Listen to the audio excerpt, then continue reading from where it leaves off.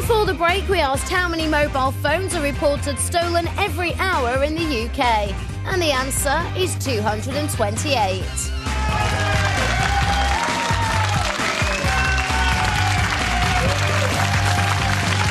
Thank you kindly. That's right, 3 million of us had our mobiles nicked in the past year. That's 228 an hour, or one every 20 seconds or so. You're watching The Right Stuff. We're live on Channel 5 with Dave Gorman, Larry Turner and Jodie Latham. I'm just going to say, Eric, with your half a moustache, you're doing it for Movember, which I think is a very good cause. I've sponsored a few people already, but I will chuck in an extra 50 quid if you turn up tomorrow still with half a tash. I need to think about that very, Eric, very carefully. Think of the lives you're saved by looking ridiculous. Viewers can join me in sponsoring you for doing that. OK, go on 5.tv/Right Stuff. There's a link on the front page and you can sponsor me there. Yeah, but only if you don't shave it off. Yeah. I will think about it very carefully. Well, you need to think about it before the end of the show, because otherwise they'll sponsor you and you'll shave it off and they'll be ripped off. It'll be like watching GMTV or an Anson Dan show. Yeah, OK. I'll think about it very carefully, yeah. Right, OK. Done. Nice one. Now, what do you make of... still to come, this is. What do you make of James Nesbitt's new hair? Some of the team think his transplant makes him look even more handsome. Others preferred him as a baldy. 0207 173 5555. That's the number for your views. All the big issues on this show. But first... Is that a way of saying we're all going to be homeless soon?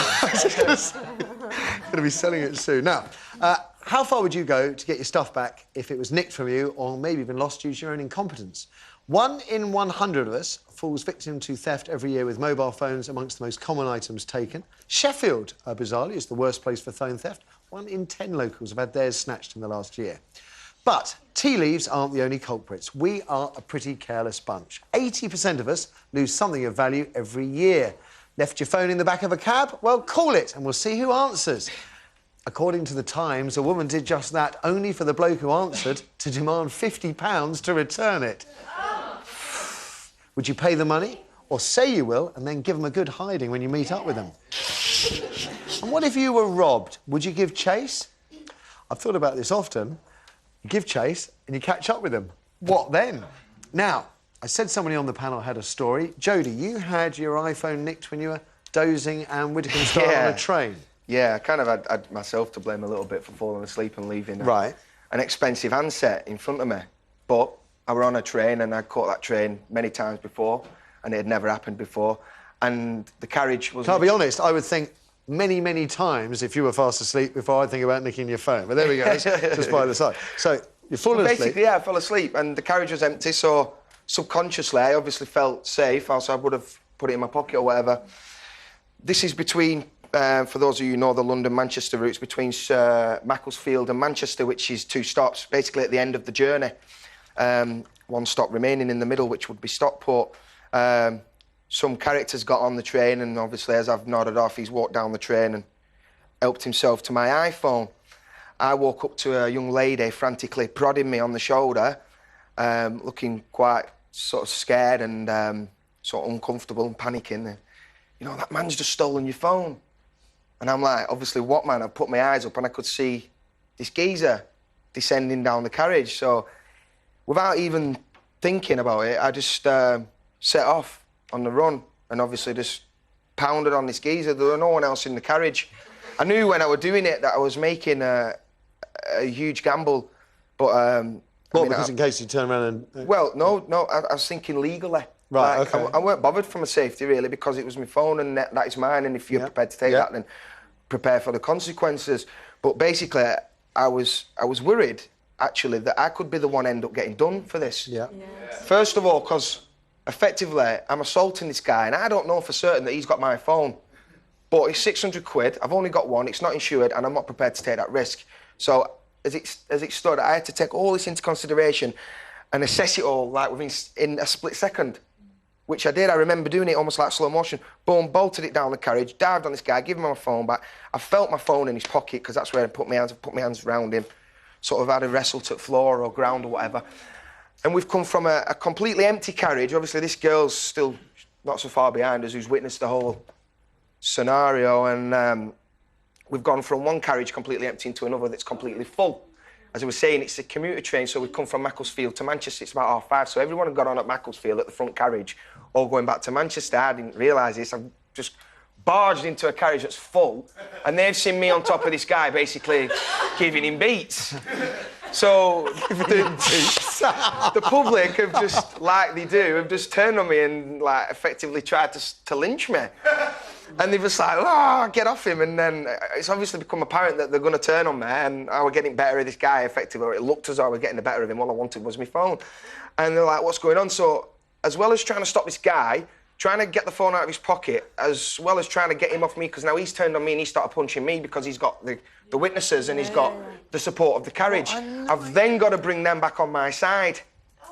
Right, so with this point, I'm like raging. I'm like, look, this guy, and I'm sure it got to effing and jeffing, I'm sure, has got my phone and I'm just trying to get it back and you don't understand what's going on. And one of them started to believe me, and then I could see the faces slowly realising as my head's going dish, dish, dish, and this guy's just punching me.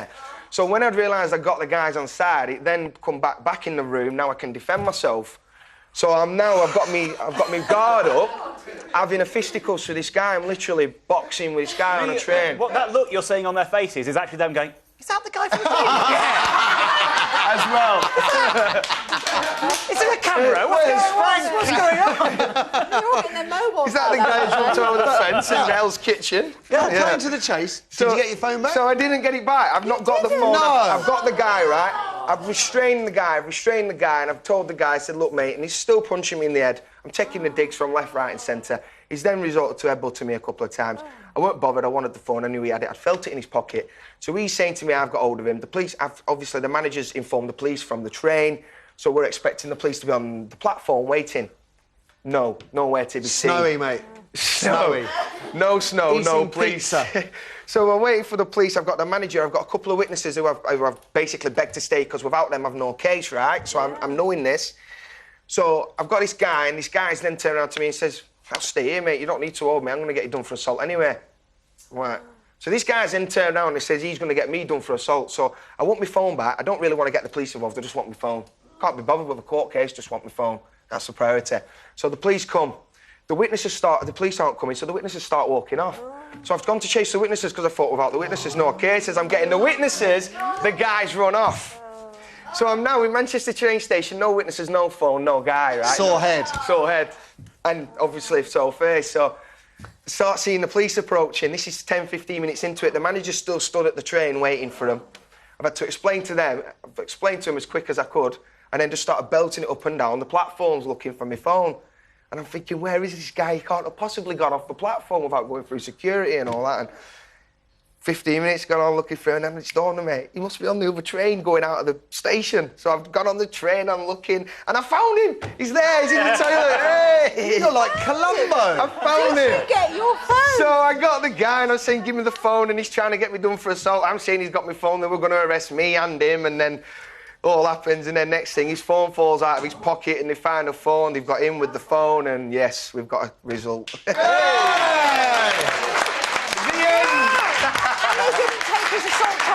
Right, No. That girl on the train, what she could have done is she could have gone up, stolen your phone. So that bloke stole your phone. And that dawned on me. And got after off that. the Imagine if I'd never got it. Time is short. I'm I going had to take to one get the call, guy, and then you know. Kirsty's going to tell us her story. Let's take the call. OK, we've got Sophie on line 2. Sophie, good morning. Good morning. So how far have you gone to get stuff back?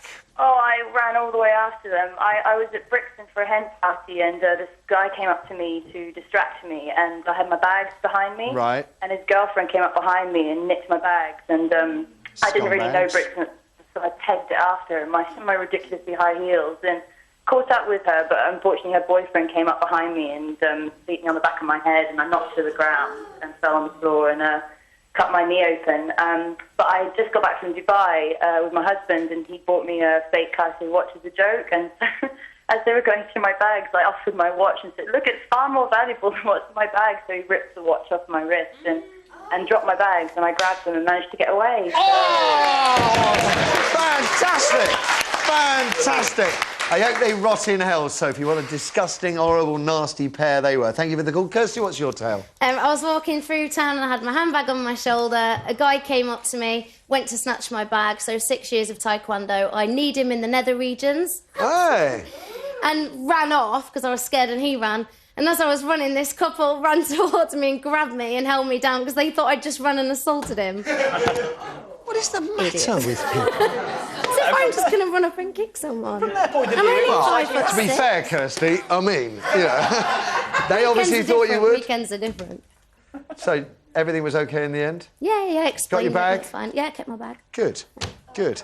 Would you do it again? Yeah. Yeah. Would you do it again, Jodie? Absolutely, without thinking, you know. If it's yours, it's yours, isn't it? No one has the right. I can't go over your detective work. You must be on the other train. I'm thinking that's genius. You deserve your phone back for that alone. Thank you. Now, we've got to take a break, after which we're going to get into the really meaty issue of the day, and that's James Nesbitt's new hair. I know James Nesbitt. I'm so ashamed that I'm doing this on television. Anyway, does his new transplant give you cold feet, or do you find the Belfast superstar even more attractive? 0207 173 5555. That's your number for your thoughts on natural baldies versus artificial thatches. And that's what we'll talk about after one last quick break. Which of these stars has had a hair transplant? John Cleese, Dr. Christian Jessen, or Silvio Berlusconi? Find out after the break.